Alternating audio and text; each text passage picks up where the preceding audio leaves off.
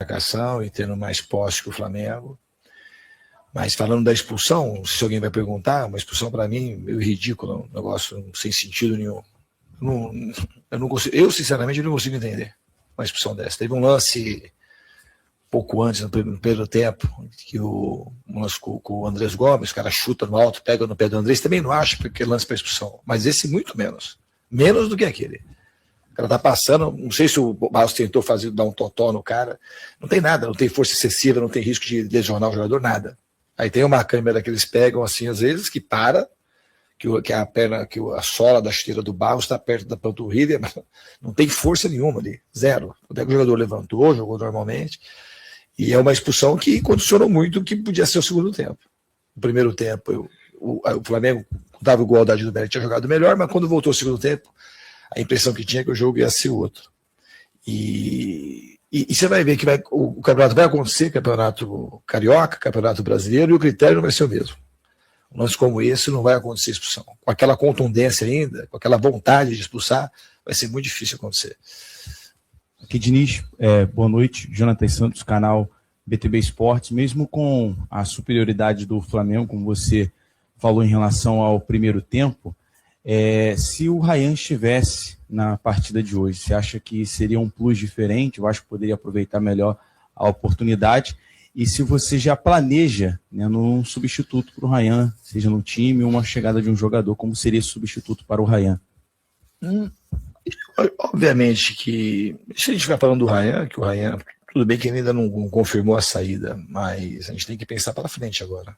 Obviamente que se o Ryan tivesse hoje, ele teria feito coisas positivas no jogo, porque ele era o grande destaque do nosso time ano passado e começou a temporada sendo o grande destaque do time. Então ele, nesse momento, ele ainda faz falta. A gente vai ter que se virar com chegada de jogador, ou enquanto não chegar com aquilo que tem, para a gente suprir a ausência do Ryan, jogando de uma outra maneira, com outra característica. Vai ser muito difícil achar outro Ryan. A gente não vai ter 35 milhões de euros para pagar num jogador que é o que o Ryan foi vendido, e acho que ele valia até mais. Boa noite, Diniz. Aqui, Brian Lucas. Eu queria perguntar até que ponto o tabu que existe hoje entre Vasco e Flamengo atrapalha o elenco. Até que ponto isso mexe na cabeça do time. Porque no primeiro tempo a gente viu o time um pouco nervoso, com dificuldade de fazer o que você pede, de sair jogando, tocando bola. A gente viu muito o lançamento para o PH. E até falando um pouco do último jogo, que foi 1-1, que o Vasco teve até chance de ganhar, eu perguntei para o próprio Ryan na zona mista se faltou um pouco acreditar um pouco mais, que se insistisse ali, acreditasse, o Vasco conseguiria vencer o Flamengo naquela partida. Então eu queria entender até que ponto esse tabu que existe desde 2023 do Vasco sem ganhar o Flamengo atrapalha o elenco e o time na partida. Eu não acho que o tabu atrapalhou no jogo de hoje. Acho que a gente jogou mal no primeiro tempo. A gente saiu jogando em algumas vezes com lentidão, não todas as vezes. E uma coisa que a gente fez muito mal, também demorou muito para pressionar o Flamengo. Às vezes que pressionou, o Rossi chutou a bola para fora, ou chutou para frente sem direcionamento. Então a gente faltou jogar mais dentro das nossas características e fazer uma partida melhor. Repito, aparentemente, quando a gente voltou para o segundo tempo, o jogo ia ser outro. Tudo indicava que a gente ia ter uma postura mais agressiva, tanto na marcação quanto com a bola. Diniz, boa noite. Lineker Biondi, canal Hora do Vasco. Queria a opinião de você sobre uma situação de jogo. Você acabou de falar do chutão do Rossi, proporcionado pela sua marcação, né, que é alta, acaba preenchendo bastante o campo adversário de jogadores do Vasco, e aí proporciona esse chutão. Isso acontece em vários jogos, para você que joga sob linha, né, na estrutura de zaga, e sob pressão na parte frontal ali, na marcação. Porém, quando esse chutão sai, eu sinto falta de um jogador com alta estatura para ganhar essa primeira bola. Eu queria que você comentasse um pouco sobre isso, porque você usa a mesma estrutura para o setor ofensivo. Quando o Flamengo adianta as linhas, você está sob pressão, você tem ali um passe horizontal que é praticamente fatal, aconteceu contra o Maricá, aconteceu também contra o Flamengo, vários erros de passes horizontais, mas quando você vai verticalizar, essa disputa é feita pelo GB, que tem alta estatura. Por que você considera o GB importante para essa primeira bola, essa disputa de primeira bola quando você está pressionado, mas quando você pressiona não tem um mesmo jogador de estatura no campo defensivo para tentar ganhar essa mesma primeira bola que você disputa no campo ofensivo? Obrigado. Eu não vi a gente perder primeiro a bola quase. E os chutões do Rossi também, a maioria foi sem direção. Eu acho que não tem muito fundamento a pergunta, sinceramente. Vai para a próxima. Diniz, boa noite, tudo bom? No dia 8 de novembro, após uma derrota para o Juventude em São Januário, você fala em coletiva que o Vasco está aprendendo ainda a ser um time grande. Hoje o Vasco joga um jogo grande contra o Flamengo e perde. A pergunta que eu faço para você é: o que faltou hoje para o Vasco jogar como um time grande dentro do Maracanã? Boa noite. Eu acho que faltou jogar dentro das características. E o aprendizado continua, né? A gente não foi um Vasco grande, principalmente no primeiro tempo. Mas é um aprendizado. Isso pode ser que a gente vai. Isso você pode ter certeza, que a gente vai trabalhar para aprender a jogar com a grandeza que precisa. A gente podia ter jogado muito melhor no primeiro tempo. O espaço que teve para jogar bem no segundo tempo foi muito pouco. A igualdade numérica, 5 minutos apenas. Acho que você, mais uma vez, demorou para voltar. Imagino que tenha tentado resolver na conversa. Voltou com o mesmo time, com os mesmos jogadores. Mas o time, por mais que você tenha dito que achou uma postura diferente, o Flamengo continuou superior ao Vasco a partida mesmo antes da expulsão. No lance da expulsão, concordamos que foi precipitado, ok, mas com um jogador a mais, mesmo com um jogador a menos, no caso do Vasco, você não fez nenhuma alteração que não fosse a entrada do Hugo Moura. E o Vasco, mesmo com 0-0, demorou para tomar o gol. A impressão de todo mundo que estava no Maracanã era que o gol ia sair a qualquer momento, e o Vasco se defendendo, e pareceu que o Vasco esperou tomar o gol para fazer alguma alteração. O que passou na sua cabeça nesse momento, da expulsão até o Vasco tomar o gol? Você achou que aquele time, naquela circunstância, tomando aquela pressão, poderia empatar? Bom, eu vou discordar que eu não acho que no segundo tempo foi o jeito que você falou. Acho que o primeiro tempo o Flamengo foi superior. Os 5 minutos, a amostra é muito curta, mas eu não acho que o Flamengo voltou superior a gente. Se a gente pegar os 5 minutos do jogo para assistir, você vai ver que não foi isso que você está falando.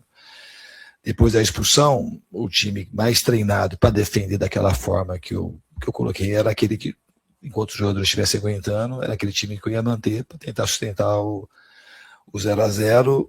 E não acho que a gente tinha conseguido, do jeito que o Flamengo estava posicionado, jogar numa postura com 0-0 para a gente escapar de contra-ataque. A gente teve que baixar bastante a linha, então o contra-ataque ia ser difícil para a gente ter. Aí o Flamengo, um pouquinho antes da parada técnica, o Flamengo fez o gol, era uma mexida que eu já ia fazer, que estava esperando a parada técnica, e eu mantive a estrutura, porque se a gente fosse subir com jogador a menos, aí sim a gente tinha condição, ia ter menos condição de fazer um gol e mais condição de tomar mais gols. Então ficou um placar de 1-0, a estratégia era de tentar, e como a gente conseguiu algumas vezes furar com posse, sair e se posicionar no campo de ataque, terminar uma outra jogada, posicionar no campo de ataque, terminar uma outra jogada para tentar fazer o nosso gol de empate. Era essa a estratégia. Contra as substituições, eu substituí na hora que eu achei necessário.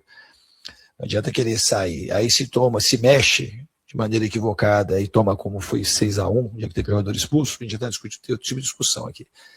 Então a gente tem que ter critério, tem que ter responsabilidade e saber o que está acontecendo no jogo. A nossa chance diminuiu de ganhar quando a gente teve a expulsão. A gente estava procurando se defender bem, o Léo Jardim fez algumas defesas, mas não teve chances contundentes. Por mais que tenha a impressão de que ia tomar o gol, o jogo podia também ter terminado 0-0. Isso era um gol só. E não teve chance na cara do Léo Jardim. A maioria dos chutes do Flamengo foi cabeçada, chute de fora da área, um outro lance que o jogador levou vantagem ali da área e chutou. Mas chance criada de defesa muito difícil, eu não vi também. Clássico. E o primeiro tempo em que só teve um chute, 2 com impedimento mal marcado, faltou um pouco de ambição, mesmo com dificuldades técnicas ou táticas, faltou ambição. E uma segunda pergunta, se me permite, a entrada do Saldívia foi para tentar ter uma construção melhor saindo lá de trás? Obrigado. Não, o Cuesta pediu para sair, ele estava sentindo dor, e ele pediu para sair, então não foi tática, a substituição foi uma necessidade. E eu acho que faltou, eu concordo com você, eu acho que o que foi pior no jogo do Vasco foi uma questão, primeiro tempo, uma questão de comportamento. A gente tinha tudo para jogar muito melhor, marcar muito melhor e jogar muito melhor. Então foi uma coisa de comportamento, e a gente tem que ser criticado por isso. E é uma coisa que a gente não pode ter o comportamento que a gente teve no primeiro tempo. Porque aí condiciona tudo, você fica numa situação de que não é o jeito que eu quero que o Vasco jogue, não é o jeito que o Vasco tem que jogar. Então, é uma coisa que a gente precisa aprender e aprender rápido. E não pode repetir esse tipo de Que pediu para não jogar hoje mesmo, ou foi uma decisão da direção? E também comentar já a possível chegada aí do Inestrosa, que acertou com o Vasco, e como você enxerga ele nesse time. Obrigado. O Ryan que pediu para não jogar, foi a decisão dele.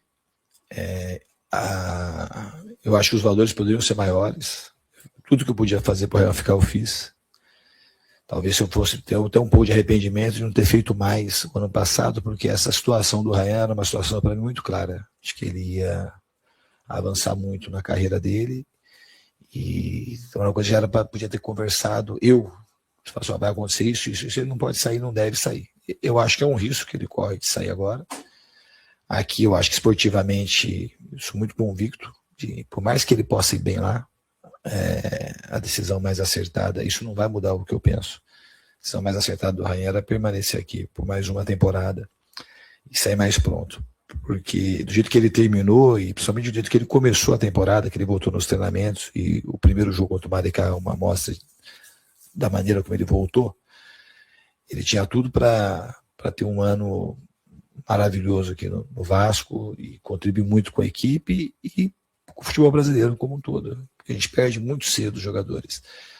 A gente torce agora para que, se confirmar de fato a ida, que ele consiga se sentir à vontade no time que ele tá indo e consiga se tornar o jogador que o potencial dele existe para se tornar, que é de ser uma estrela internacional.